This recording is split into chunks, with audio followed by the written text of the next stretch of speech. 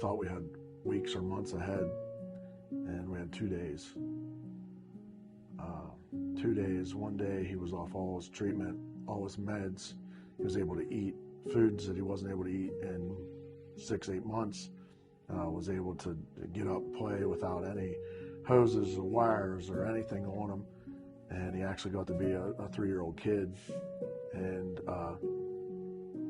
the very next day he went lethargic, and his breathing went bad, and we lost him that 2 days after starting treatment.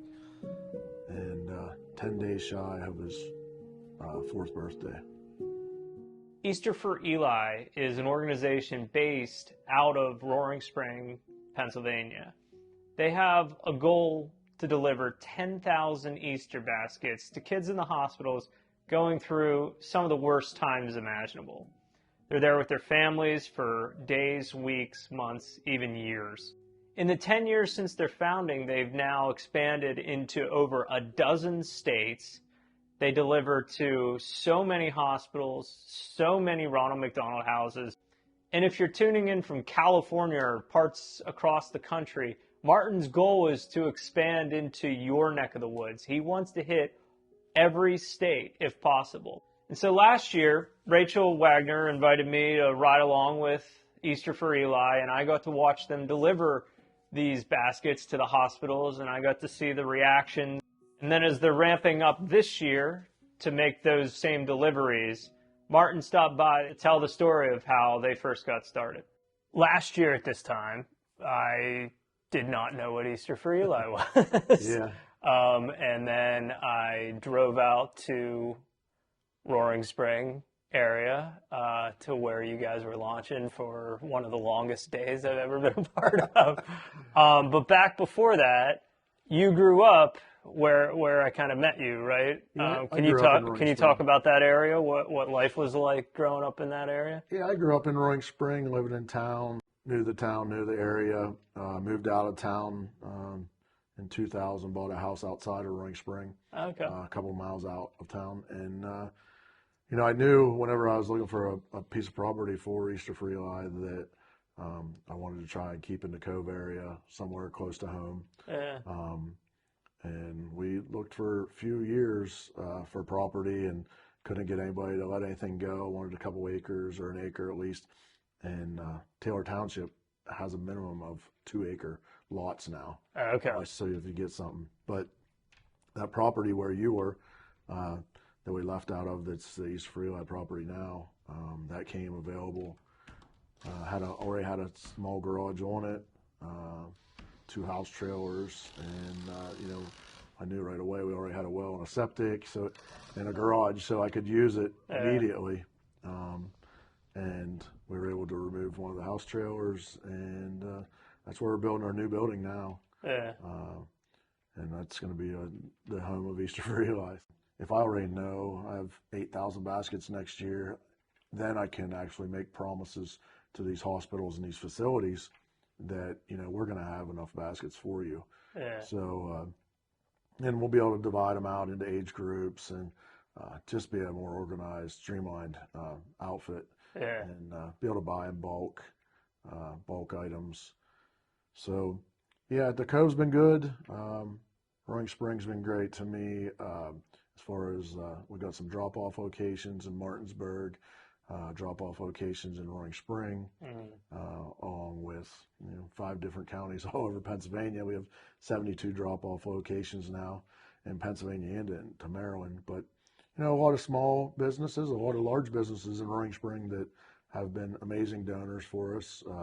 Churches, clubs, the schools now are starting to get involved, which is great to have our local schools have our kids be able to in the schools be able to find out about Easter for Eli. And I always say kids helping other kids is great.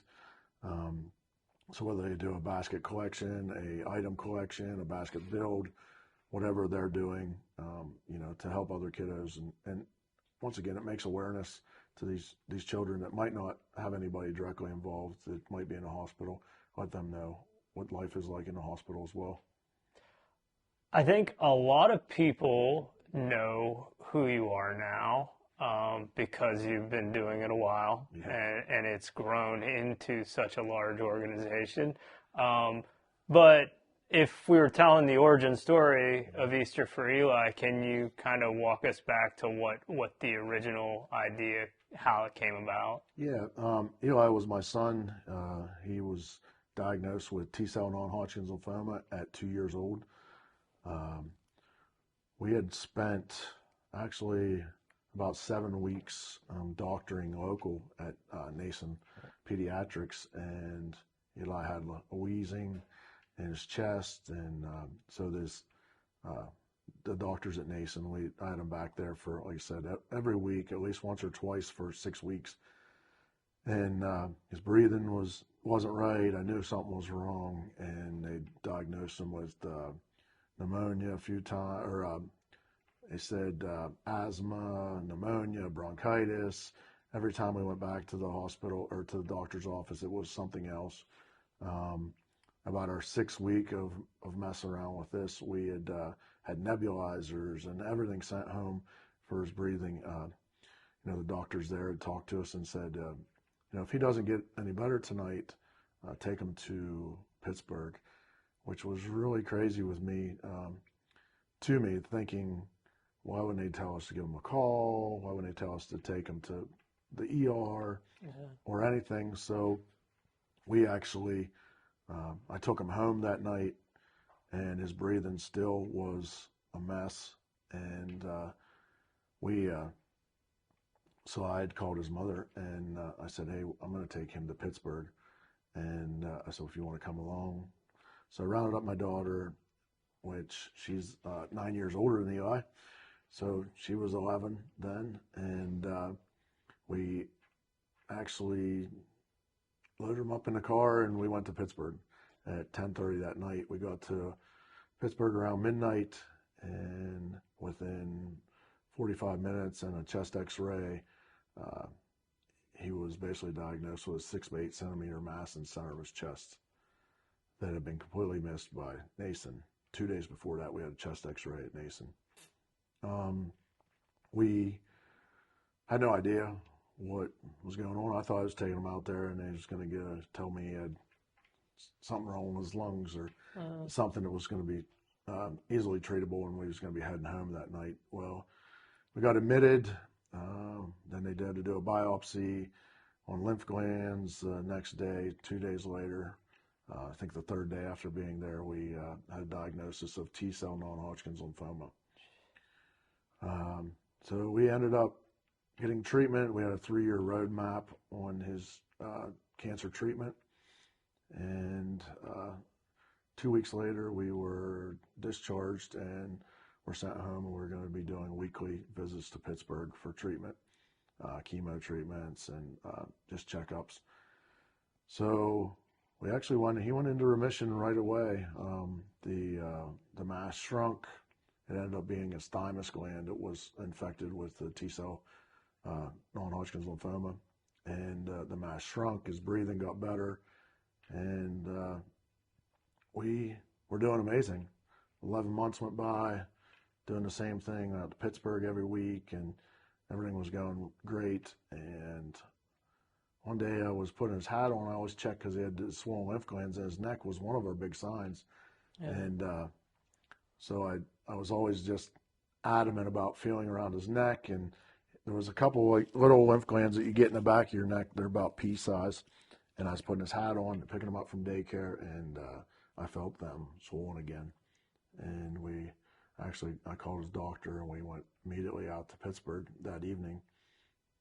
And with great disappointment, he had relapsed, and lymphoma had come back. And so we started an aggressive chemo treatment then. With now was a plan to do a stem cell transplant to really try and nip it in the butt a lot more this time. And so whenever they do stem cell transplant, it's severe aggressive chemo, worse than anything you could do, because you have to kill the good stuff along with the bad stuff, basically. Mm-hmm. And so we were put in complete inpatient, few less visitors than ever because his counts were low the whole time. and ended up getting, I didn't match, his mom didn't match, sister didn't match as far as a donor. So we ended up getting a 100% match off of National Donor Society, which I always try to tell people, you know, try to join that National Donor Society. It's a super simple thing. It's not like you're donating a kidney or a liver, but you could save somebody's life if anybody ever becomes a match. All it is, they'll send you a mouth swab home, and you send that back. They check the DNA, and if you're a match, and you just go in and they'll pull some stem cells out of your bone marrow, actually. Really? Yeah, and I mean, it's a little painful, but it's a quick, and I won't say painless, but it's not like you're getting an operation, Right. or like Yeah. I said, losing a limb or anything. Yeah. So that's very good. The Stem Cell National Donor Society and the Bone Marrow National Donor Society is a great thing. And but I didn't become a match. We got a great match. The stem cell transplant went amazing. 55 days post transplant, he was actually 100% grafted, which is amazing. Which means he had all new stem cells, not his own anymore. He was 100% grafted. Everything was going great. We had made plans. We had a rental house that we had rented that another patient was just going home from, and giving us the opportunity to rent this house because they want you to stay within less than 60 minutes. So we were more than that away, and we had this rental house available. We were getting ready to move out to it. The end of the road was in sight, I guess, you know, the light at the end of the tunnel. And we had switched hospitals because UPMC Children's in Pittsburgh had moved from down at basically the south side or whatever to where Presby and everything was, the old children's hospital, where we had spent our 2 years, and was closing that hospital, and they had a brand new one built in Lawrenceville. So we were actually they moved 150 kids in one day to the new hospital. Wow. They had every ambulance company there just to move these kids. But so we were in the new hospital 5 days, and like I said, looking at the end of sight, we were going to get out of the hospital, and some blood work came back that he had relapsed a third time. And this time it was not T-cell non-Hodgkin's lymphoma, it was a leukemia. And he was just beat up way too much. His body was beat down, and for us it was going to have to be another aggressive chemo treatment, maybe lots of radiation again, which we had done prior. And spoke to his doctor. His doctors, you know, was amazing, and they did everything they could as far as, you know, make the contacts, find out like what we should do. And so we decided to stop treatment at that time, see where things went, see if his body could rebuild, and then we would attack the leukemia. And with stopping treatment, Eli, I thought we had weeks or months ahead, and we had 2 days. 2 days. One day he was off all his treatment, all his meds. He was able to eat foods that he wasn't able to eat in 6-8 months. Was able to get up and play without any hoses or wires or anything on him. And he actually got to be a 3-year-old kid. And the very next day he went lethargic, and his breathing went bad, and we lost him that 2 days after starting treatment. And 10 days shy of his 4th birthday.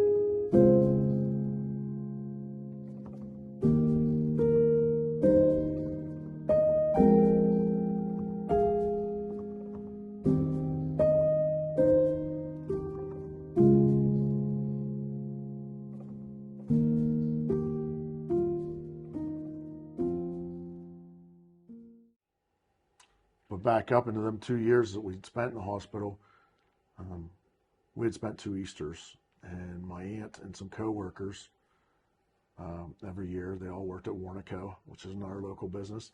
The ladies would get together, build 20, 30 baskets, and they would deliver them to the hospital. Well, we'd spent so much time in the hospital that our room was, he had, every toy you could ever want. I always say it's kind of like a kid that has a birthday after Christmas. What else do they need?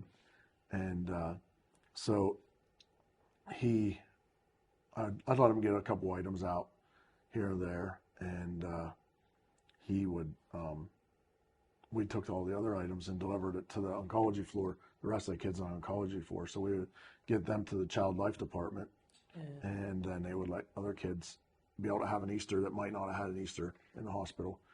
So, I want to say he shared lots of enjoyment there of being able to do that those 2 years. After he passed away, my aunt and the coworkers had asked, would you be able to still, deliver these baskets? We'll still make them for you. So the next couple of years I did like 20 or 30 baskets. 2014, the Warner Code shut down. All the people, the old group had dispersed, and we didn't have any baskets on Easter in 2014. So right before Easter on 2015, I thought I would start a Facebook page called Easter for Eli. And we would see if we could get an astronomical goal of 319 baskets. That's 100% of the bed capacity in Pittsburgh UPMC. And I thought, whatever, if I get 30 baskets again, we'll be better than what were last year. So instantly I had 100 baskets. People were getting a hold of me, all over. Can I donate? What can I donate? I'll build baskets. We had 300 baskets, and we had 400 baskets. We had 5, we had 8. Now we have 1,000 baskets, and I'm like, what are we doing here? What are we going to do? I'm not going to give these 1,000 baskets to Children's UPMC. That has 319 beds. But let's try to reach out and get some other hospitals. And my friend Frank Eastep, his son, Caden, had had been treated at Danville. And and he's doing amazing today. He's a young man doing well. And so he'd been treated at Danville and was successful with a leukemia treatment. So he said, would you like to deliver to Danville in honor of the treatment that Caden had? We'd love to go with you. And I said, yeah, we can add Danville. And then I am a Shriner, so I wanted to pick up a Shriners Hospital. So we picked up Philly Shriners Hospital, third hospital. And I had a family that lived in Hershey that wanted to help, and they had a dance team, and the dance team wanted to build baskets. So they said that they would help us deliver to Hershey Children's Hospital, Penn State, Milton. And so that was our first 4 hospitals. That year, we delivered 1,000 our very first year of starting the Facebook page. So then, as the years progressed, the second year, I was like, we did 1,000 last year. That's going to be my goal this year. So we did a 1,000 basket goal. We ended up with like 1,800 baskets. And I did a 2,000 basket goal the next year. Ended up with 3,500 baskets. And then we ran into the years 3 years ago with COVID. We were our very first year when we had a 10,000 basket goal. We had collected 8,500 baskets that year, and so we weren't able to. All the hospitals shut down. No deliveries. No outside donations. Couldn't do anything. Everything was locked down as far as any kind of donations. So we actually, that year, I knew a lot of people locally had always helped and supported, so I wanted to give back to the community, and people had lost their jobs or been out of work or just whatever. And so we did a community basket handout that year. We offered anybody that had lost their job, just was down and out, you couldn't afford a basket for their child, could stop by. We opened our doors at I had another storage location that was donated by the Shirley's Cookies and the Shaw family.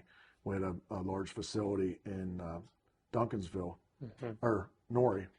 And so I had offered the community, and within 3 hours of opening our doors, we gave out 1,250 Easter baskets to over 300 families. And so we that was nice to give back to the community, and know local people that really were in need, or their kids might not have had an Easter. Even outside of the hospital, we were able to give back to the people that give to us. So that was COVID, and then we had like 7,000, 8,000 baskets set aside the next year, and I didn't do a basket build or do anything like that. So we had asked for gift cards that year. We had a $10,000 gift card since I already had baskets. And so we did really well. We did like $10,000 in gift cards people donated, either monetary or gift cards that we can give the families. And we had the 8,500 baskets already. So that year we were able to deliver $10,000 in gift cards and 8,500 baskets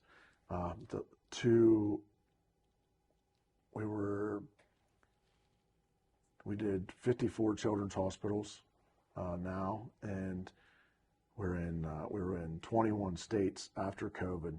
Prior to COVID, we had reps in this year that we have 13 states covered with reps. I call them Team Easter for Eli. In whatever their state is, they do a small basket build, and they'll do a handout to their local community hospital. But we had over 25 reps nationwide at that time, and we were covering over 33 children's hospitals, or 33 states. And kind of with COVID, and the people already did their basket build, and as it hit at Easter, they were all turned down and weren't able to deliver to their hospitals. So kind of trying to ramp them donors back, people that don't even know us, but people that said, hey, we'll get a hold of you on our Facebook page to get those families to donate and to do this again. It's kind of hard. We have been able to pick up 13 states again by this, but so here we are. You said this is our anniversary, 10th year anniversary. We're right back at a 10,000 basket goal. I want to try to do $10,000 in gift cards. Anything that a child could use in a hospital, any age, 0 to 18, all new items. Whatever you build for, I always ask people to put any kind of activity items, anything from even socks, anything to make a kid feel more at home, and a child feel more at home. Just whatever you would build your child, as I tell people, in their Easter basket. The only difference is we don't take any food nor candy. We try to tell people you don't have to dress it up with Easter grass, things like that. That doesn't have to. That's not necessary. That just kind of makes a mess in a child's bed in the hospital. So we try to keep things as sanitary and as clean as possible. But any kind of activity items, even from toothbrush to toothpaste to hairbrushes to hats to gloves to socks, pajamas. We do pillowcases. We got a group that does pillowcases and quilts, a lot of small comfy blankets, anything, like I said, that makes a child feel a little bit more at home. Games, brings them, even if it brings them 5 minutes of joy in a really bad day in the hospital. Because now we also don't cover just all the inpatient. We will cover siblings, which is a big thing. My daughter had spent 2 years in the hospital with us. As my son was in the hospital, she missed out on a lot with, I was gone, her parents were gone, everything was about Eli. So we try to offer all siblings baskets. We make sure the staff, if they go in, they have 2 or 3, a brother or sister, we don't just want to give to that child that's in the hospital, because those kids are going through a lot of losses as well. Yeah. And, life's tough on them too. Eli's older sister. Yeah. I think I heard you say "I love you" at least a couple dozen times, and I have a 3-year-old daughter, and I remember connecting. Yeah. When you kept saying that, I'm like, I do that too. I tell her like every moment I have, Yep. I love her. Yep. I have to. She's 27 years old now, and I don't think there's been a day of her life that I haven't told her good night, I love you, and good morning, I love you. She went through all this. This wasn't only my loss. It's an amazing loss for her. I think you got some of that feelings when you're recording. So, to say I love you, something super simple, is something we all need to do. My dad always told me, never spent a day that he didn't tell me I love you. And so she's jumped in with this. I said she had several years of her life taken away. Stuff that she couldn't attend, school activities, because we're in Pittsburgh, or and limelight was always on Eli. That's why I said we try to help these siblings out, because a lot of attention goes away from the healthy child, and so they're going through all the pain and hurt that a parent is going through. They need to understand that the other siblings are going through it just as much. And she's done well. I'm super proud of her. She didn't let this ruin her life in any way. I think she continues to strive to make me proud, make Eli proud. She's doing amazing. I do love her, and she knows it. Super proud of her. And like I said, sometimes I think I made that mistake of thinking I'm the only one going through this pain. I'm the only one suffering in this grief and loss. And I don't know if it was because I'm an only child.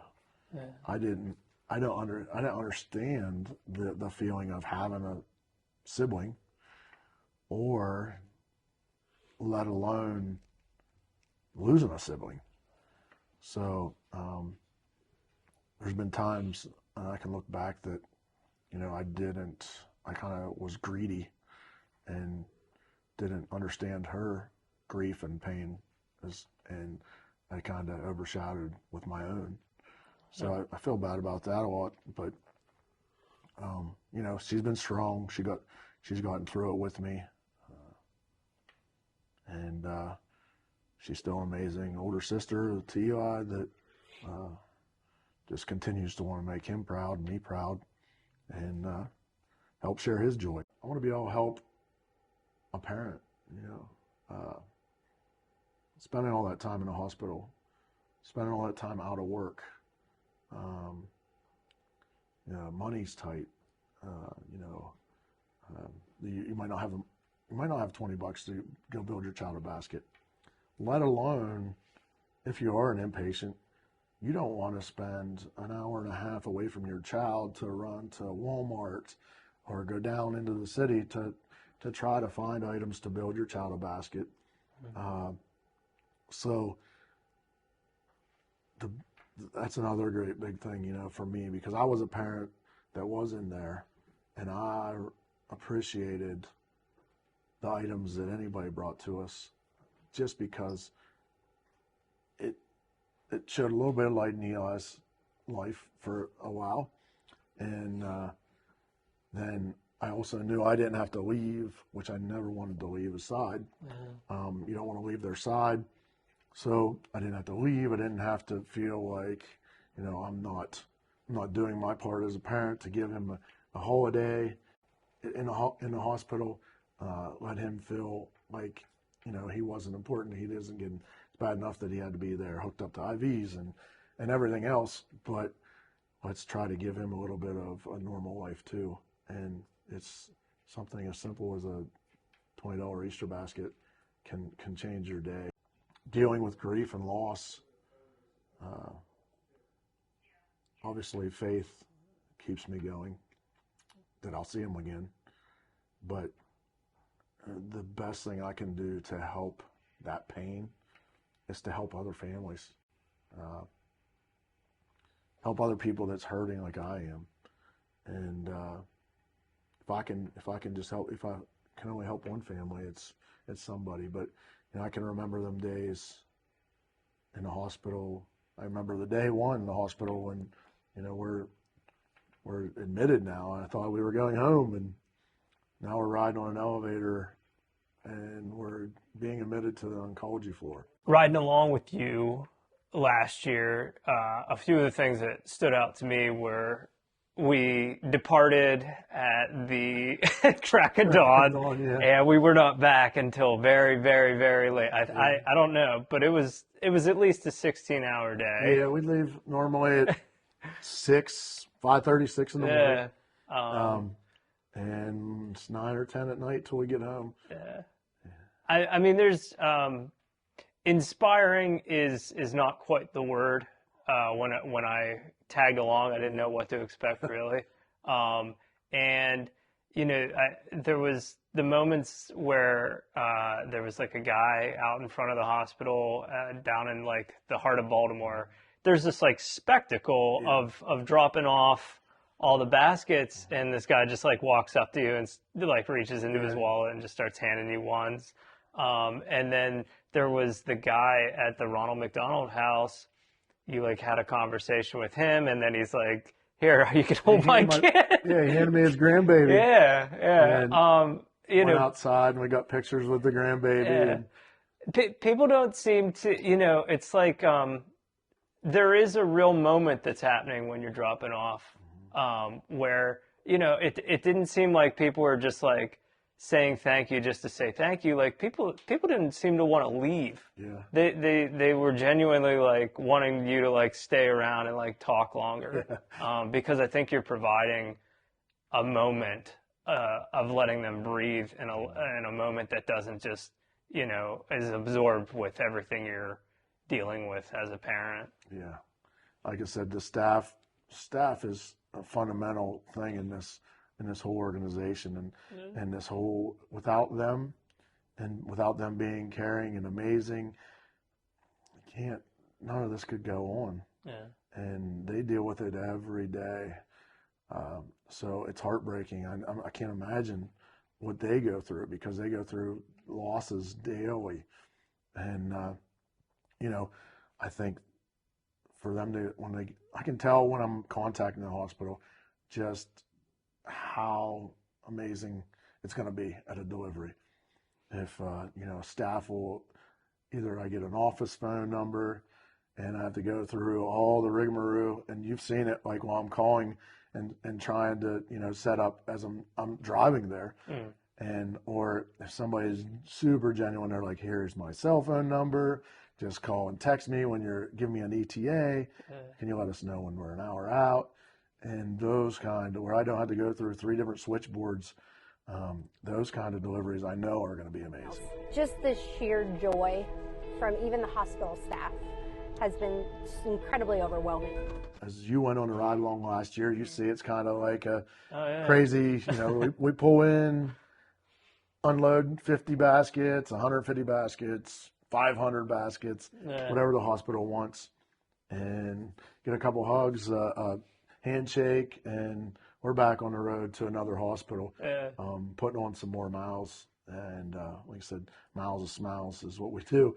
Easter Sunday, across the United States, will be well over 1 million children admitted into a children's hospital or a pediatric hospital. Wow. So our 10,000 baskets is, not even scratching the surface.